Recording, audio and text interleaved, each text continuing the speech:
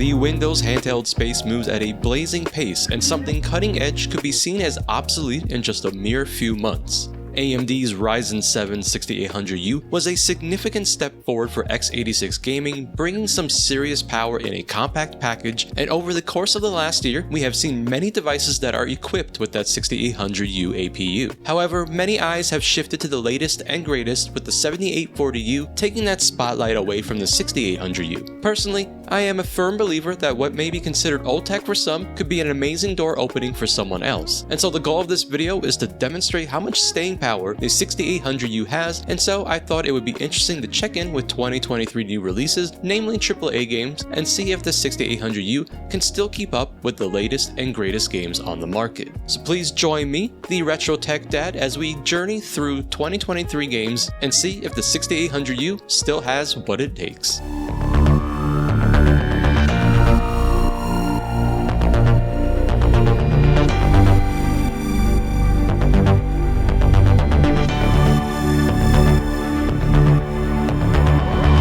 For this video, the goal is to see what the minimum is to get a game to run using the lowest TDP possible, and so we will definitely have varying results as we progress through this one depending on the game. Given that we are dealing with portable devices, I think for many this will be an interesting perspective instead of simply turning the power usage all the way up. But building on that, by demonstrating how a game performs at the lowest possible TDP will also give us a good sense of how much headroom we are left with in case you do in fact want to turn that TDP up. For this video, I will be using my GPD Win4, but any device with the 6800U should get similar results, and once again I'd like to thank Geekbuying for providing me with this unit, which has allowed me to continue providing content with this device. Geekbuying is still running their promotion for $699 US, and I will have the coupon code and link in the description if you are interested in the 6800U model, which unlike the refresh retains that USB-A port so many like having on their unit. Okay, so with those expectations in place, let's get right into this. And what a great way to start this video out with a new entry in the Aliens franchise. Dark Descent is a real-time strategy game from Tindalos, a studio I'm actually not quite familiar with, but I'm taking notice now because Dark Descent is a pretty awesome game. Dark Descent takes place 19 years after the events of the original Aliens trilogy. The game was released just last month on June 20th for PC and the Xbox and PlayStation consoles. The game is surprisingly pretty demanding, and at 15 watts, we can get away with running the game if the frame rate is capped at 30. You will need to go up higher with the TDP to get 60 frames per second. Resolution is set to 720p, and using a low preset setting in-game with 100% resolution scale, it seems to be the ideal setting for 15 watts and 30 frames per second. I do not recommend using resolution scaling on this game because of the fine details, which really hurts the image quality.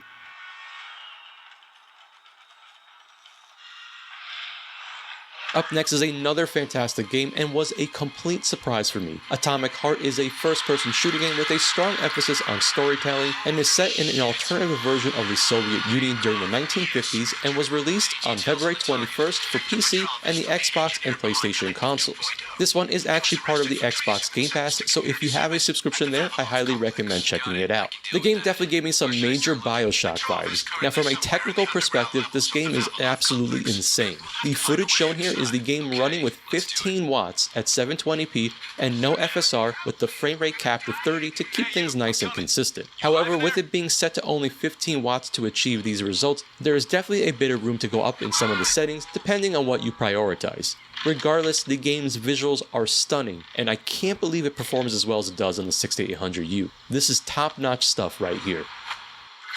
I definitely have to say one thing.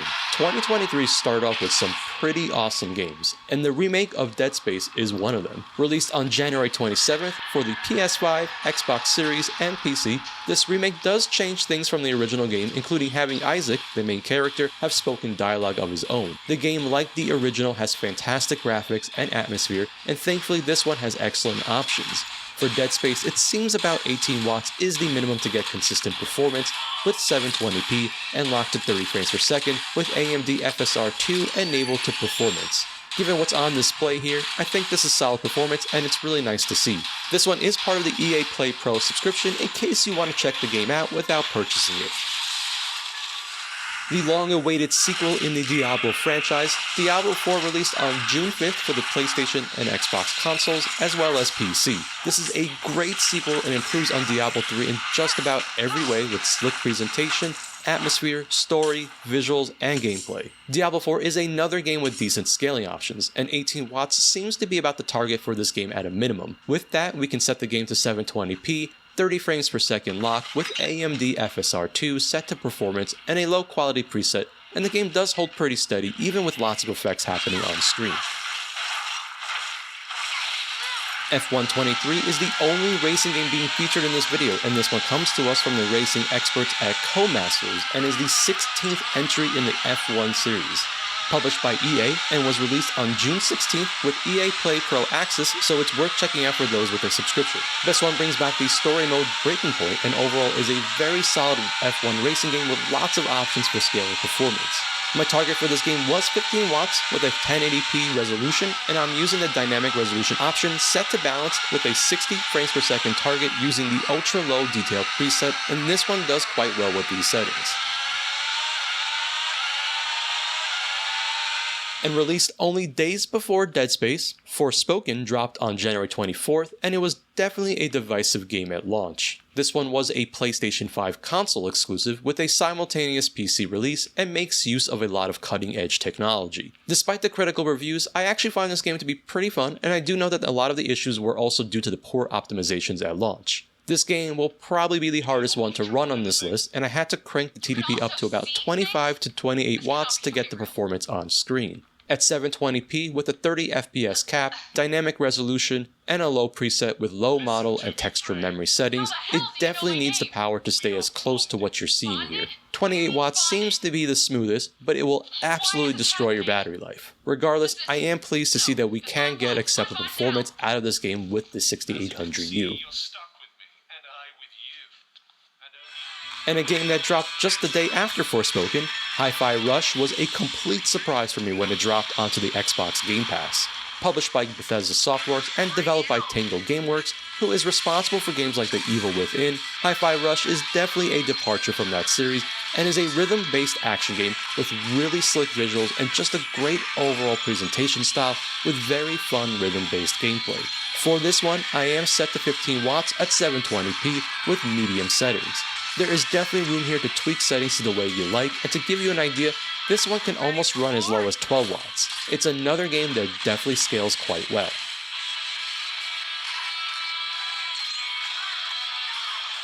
And easily one of the most anticipated releases of 2023, Hogwarts Legacy comes to us from Avalanche Software and was released on February 10th for the Xbox Series, PS5, as well as PC, to massive sales. The game, as the title implies, is part of the Wizarding World franchise and takes place a century prior to the events in the Harry Potter novels. This is a really great action RPG with lots of great details for fans of the Harry Potter franchise to enjoy. My target for this game was 18 watts, and for the most part it does quite well with the following settings having the game use a 720p resolution with AMD FSR set to performance using the low preset and a 30 frames per second lock. The game scales quite well and still looks fantastic with these settings.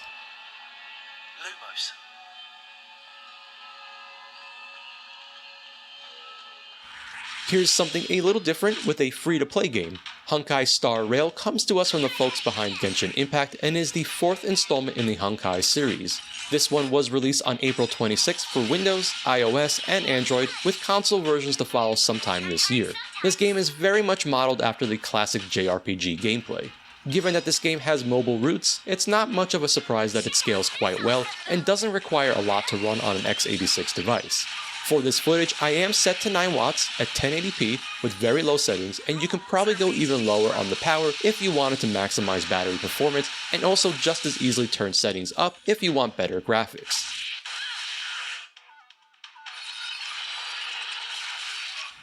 "2023 is definitely the year of unexpected sequels, and Jagged Alliance 3 is one that came out of nowhere for me.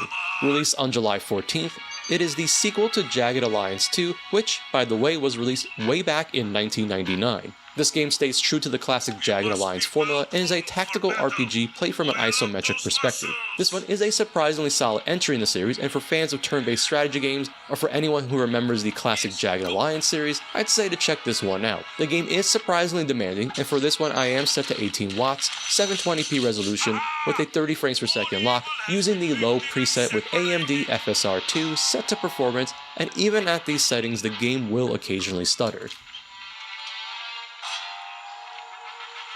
The Last of Us Part 1 is the remake of the original Last of Us with enhanced visuals and revised gameplay, and finally has made its way to PC, releasing back on March 28th. I don't think I need to say a whole lot about this one, but it's an absolutely incredible game that is well worth experiencing on any platform. I'm also pretty pleased that this one scales well for the 6800U, and I've got this one set to 18 watts, 720p resolution, with a 30 frames per second lock using AMD FSR 2, set to performance, and the very low graphics preset. I'd say with these settings the game does fairly well, and again, at 18 watts give us a little bit of room to tweak settings further.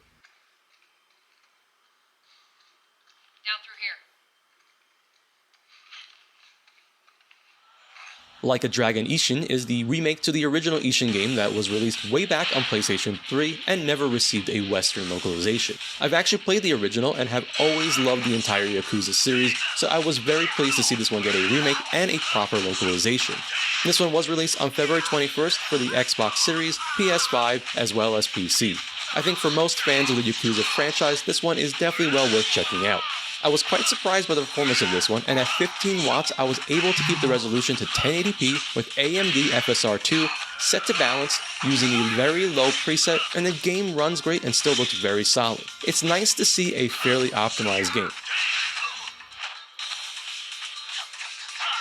Here's one for Minecraft fans, and Minecraft Legend is another spin-off take of the Minecraft franchise, with it being a real-time action strategy game. This one was released back on April 18th and was co-developed with newcomer Blackbird Interactive, who is comprised of former Relic Entertainment employees, best known for their work on the Company of Heroes franchise. It might not be much of a surprise, but this one runs at about 10 watts with low settings and the resolution set to 720p. The world is very dense in this one, and the action definitely can get hectic, so this one does need a bit more power to keep it nice and smooth at 60 frames per second. You can definitely tweak settings to your liking with this game, but I think 10 watts is very solid at these settings. There's nothing quite like having a Square Enix RPG on the list, and Octopath Traveler II is the sequel to the original game with the same name.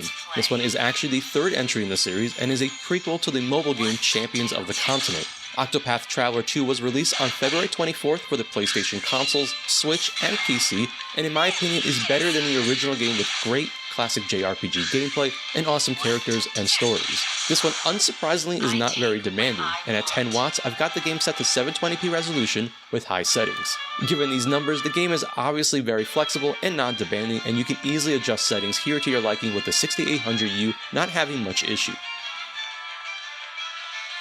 Finally, Persona 3 gets a native PC port, being released on January 19th, and as I said, the year really did start out with a lot of great games. If you haven't tried out a Persona game or Persona 3 Portable, this was definitely a solid place to start, and better yet, it's included with Xbox Game Pass, so if you have a subscription there, what are you waiting for? It's not much of a surprise, but Persona 3 Portable, being a port of a PSP game, doesn't really need a whole lot of power to run here.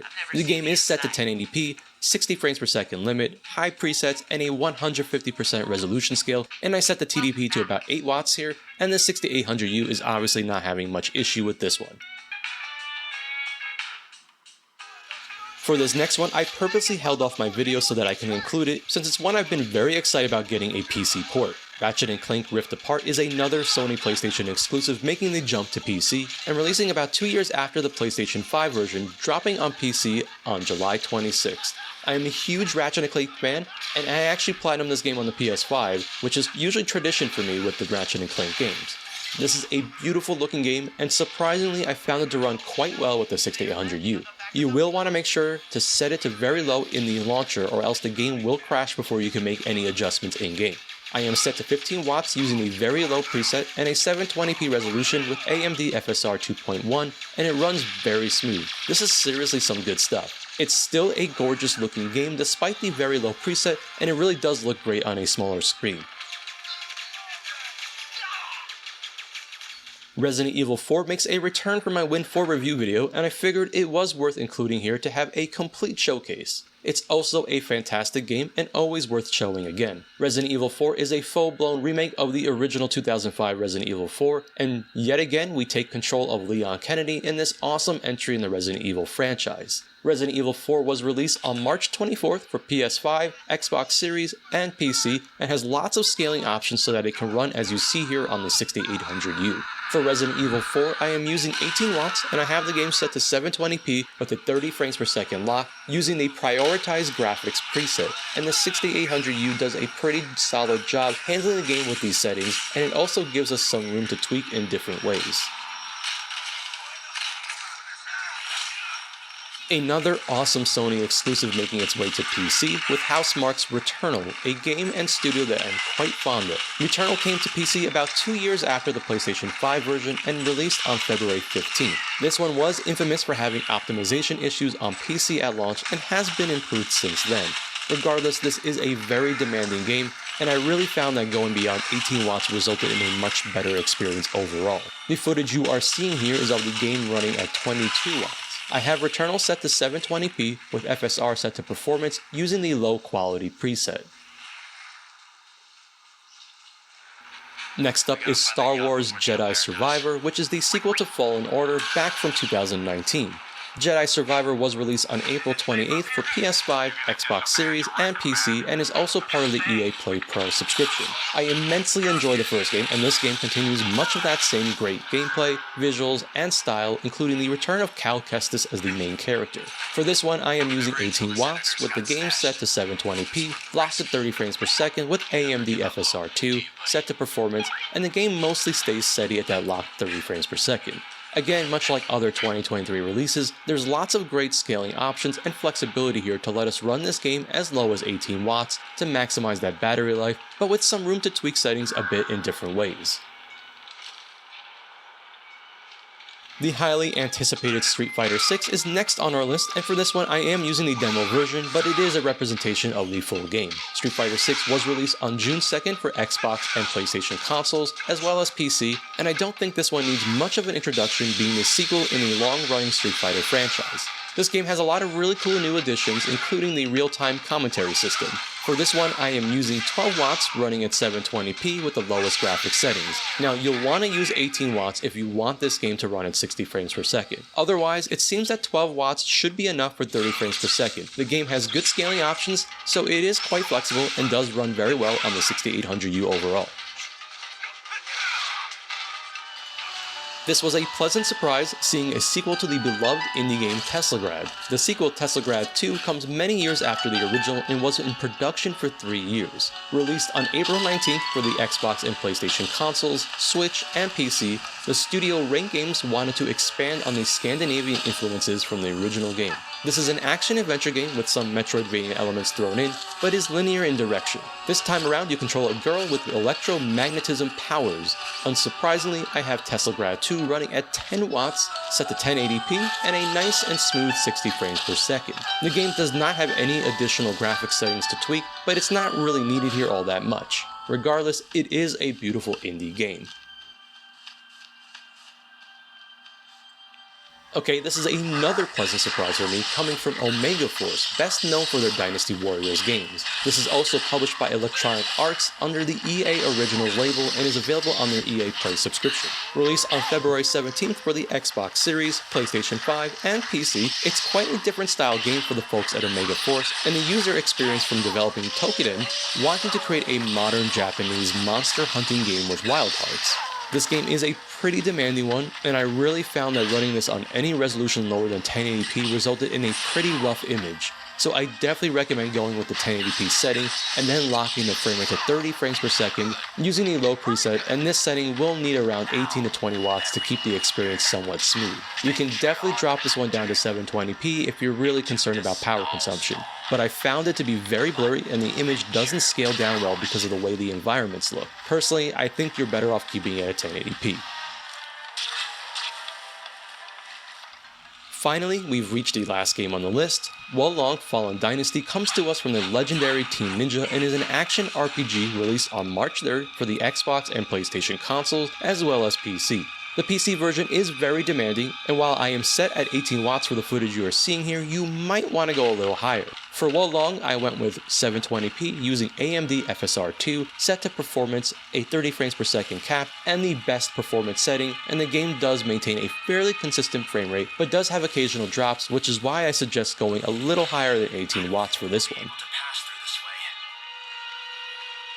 And with that, our showcase comes to an end. I think it's very clear that the 6800U seems to shine at around that 18 watt mark, but most importantly, the 6800U has managed to prove that it's plenty capable of playing the latest PC game releases, and I suspect not much will change for the rest of 2023's releases. The inclusion of AMD's FSR in many games has really allowed devices with the 6800U to stretch its legs a bit further, and this is definitely a good thing to see, as many will want to get some longevity out of their devices, which are on the higher end of pricing. I hope you enjoyed this video, and I think it's always interesting to check back in with a popular APU like the 6800U and see how it's performing with newer games.